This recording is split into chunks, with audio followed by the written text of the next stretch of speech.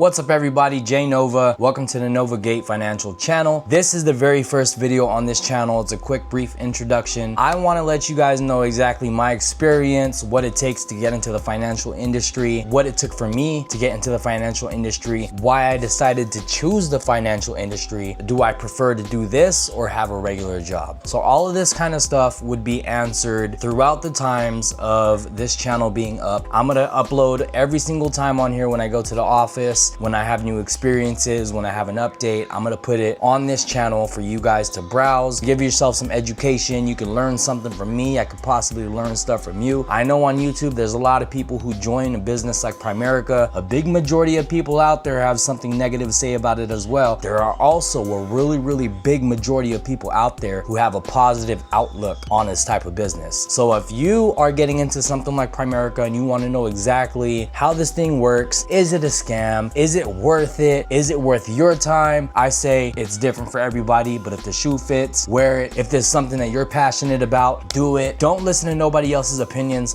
but yourself. Everything on this channel is my experience, my opinion, my decisions on what I am doing currently. I run this business with my wife, but me, I put in all the footwork. Really hope you guys enjoyed this one, man. I just got off of a 2-hour Zoom recruitment call. He's retired from the Riverside Police Department. He's looking to join the company. I am gonna be sitting with him tomorrow over Zoom. He'll be signing his IBA, which I will be doing this at the office. Now, I went into this business not knowing a damn thing about finances. I was never into finances. I was always the type of person to work a 9 to 5. I did not care about working commission jobs. I did not care about working 1099s. I was the type of person who had a 9 to 5 mentality. I'm used to just either working hard, working less, hardly working, and still receiving a guaranteed paycheck at the end of the week or every 2 weeks, whatever it may be. And a lot of people are like that. They're so used to getting checks handed to them, pay their bills, pay this, pay that. Really, you're capped. A lot of people fear going into commission jobs. If you're not working, you're not making money. I tell this to people all the time. A 9 to 5 job is great. It's a secure income to pay off your bills, but it's never gonna be enough. You get $15 an hour, $17 an hour. After taxes, are you really getting paid $17 an hour? No, it mostly feels like maybe $14 or $15 an hour. Okay, so you're not really getting the full 17, not even getting your full check. So I've had this mentality for a very long time. I loved working 9 to 5s. I felt like I could get up every 2 in the morning and do it every single day for the rest of my life. Yes, I used to wake up at 2 o'clock in the morning every single day and would clock in at 3 o'clock, go home by 1 o'clock. Guaranteed a paycheck every single time. Was I struggling? Yes. Was I getting by? Yes. Was I making enough money? Kinda. Was I comfortable? Kinda. It wasn't enough for me. I have 2 kids, I have a wife, I have bills, we all have bills. I have rent, I have car payments, a whole lot of things I have to take care of, right? At the time I was doing music. Music was really my go-to at that time. I wanted to go into music full time. But anybody who knows the music industry, making it in the music industry is not as easy. If you don't know people, if people you know don't support you like you expect them to,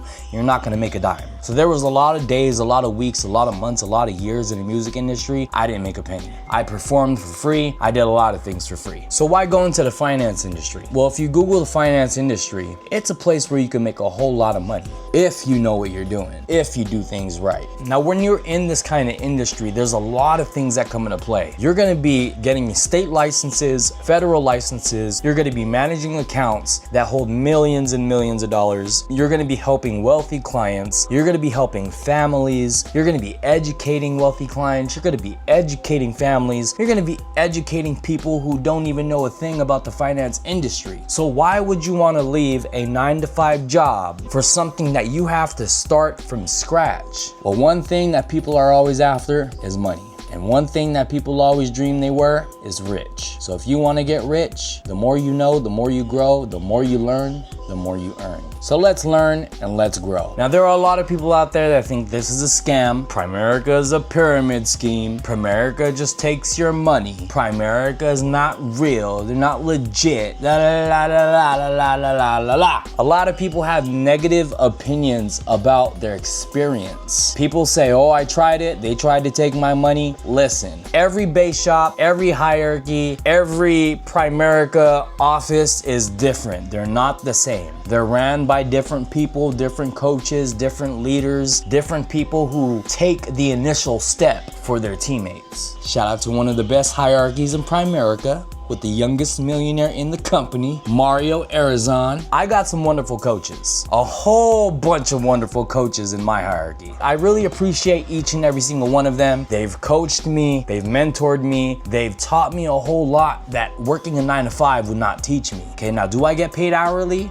No. We are put in this business to help teach, educate families, but most importantly, because we want to make money, we are taught here how to build a business, how to scale your business, how to impact the people that are working with you in your business, how to impact families in this business. I manage 19 agents underneath my belt. Not all 19 agents are working, but I do have agents that are working, okay? It's a numbers game. How many people you know have a gym membership but doesn't go? You're gonna have people that have gym memberships that go to the gym, and you're gonna have people that have gym memberships that hardly go to the gym. This is the exact same thing. It's a numbers game. You can have 20 agents and maybe 10 of them are gonna work and 10 of them are not. You as the upline, you as the person doing recruits, interviews, and all that, it's your responsibility to make sure that your agents do not fail. Because if your agents fail, you fail. Do I wanna fail?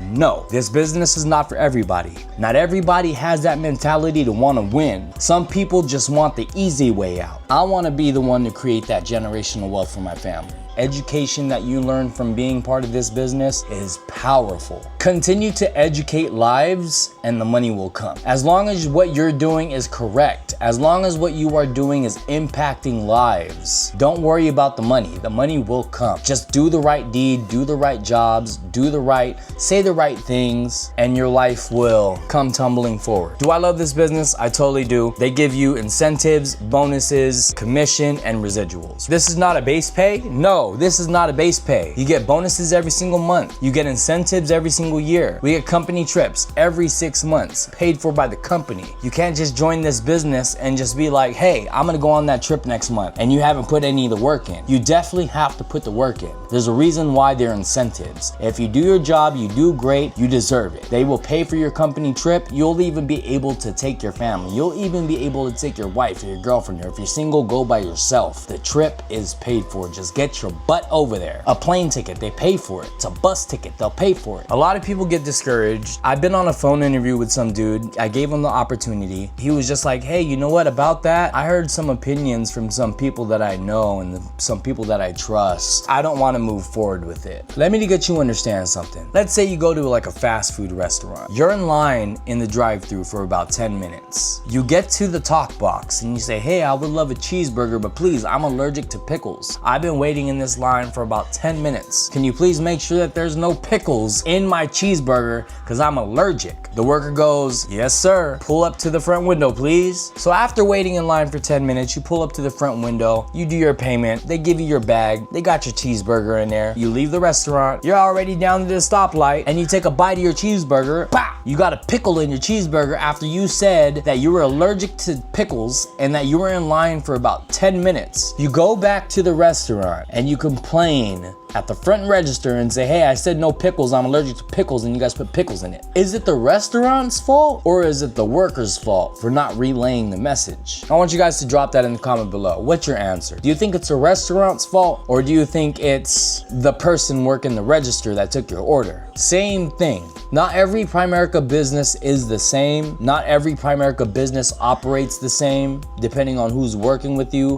who your coaches are. I've heard stories of people recruiting other people who know nothing about the financial industry, and they get recruited and ghosted. It's not the business, it's the people working in the business. And the hierarchy that I am a part of, everybody helps each other. Everybody cares for each other. Everybody wants everyone to win. Ain't nobody is in competition. We all respect each other. We all look at each other highly, and we motivate each other and we cheer each other on. Okay, that's how it's supposed to be. Now, the people that I've been recruiting, I'm keeping in contact with them every single week. twice a week, Monday and Fridays. I make sure that they are on track to doing what they're doing. I'm making sure that they're getting their 3x3s. I'm making sure that they're getting their exams done. I'm making sure they're studying. I'm seeing where their head is at. I gotta make sure that they are here to stay and they are here to win, okay? Because like I said, if they fail, I fail. And my job is to make sure that they win if I wanna win. I'm not gonna recruit somebody and just say, hey, go do what you do. They're not gonna know what to do. You brought them in this company, you gotta make sure it's your responsibility to get them to where they need to be. And the reason why they signed up for something like this is because they want change. They want different. And that's your responsibility for bringing them in to make sure